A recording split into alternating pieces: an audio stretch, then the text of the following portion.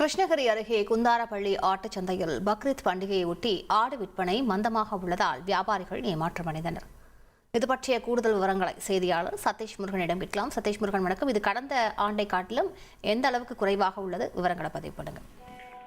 வணக்கம். கிருஷ்ணகிரி அருகே புகழ்பெற்ற குந்தரம்பள்ளி ஆட்டு சந்தையில பக்ரீத் பண்டிகையை ஒட்டி களையிழந்து காணப்படுவதாக அங்க இருக்கக்கூடிய மொத்த வியாபாரிகள் வேதனை தெரிவித்திருக்கிறார்கள்.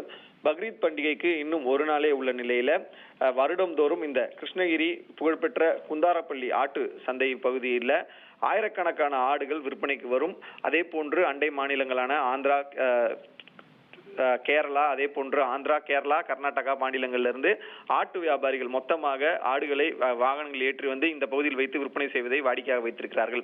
இந்த சூழ்நிலையில நாள் ஒன்றுக்கு 10,000க்கும் அதிகமான ஆடுகள் விற்பனை செய்யப்படும் நிலையில தற்பொழுது ஆடுகளுடைய விற்பனை என்பது குறைவாக இருப்பதாகவும், குறிப்பாக நாளை ஒரு நாள் தான் பக்ரீத் பண்டிகைக்கு இருக்கக்கூடிய சூழ்நிலையில தொடர்ந்து வியாபாரம் மந்தமாகவே இருப்பதாகவும் அவர்கள் வேதனை தெரிவித்திருக்கிறார்கள் என்பது குறிப்பிடத்தக்கது. விவரங்களுக்கு நன்றி சதீஷ் முருகன்.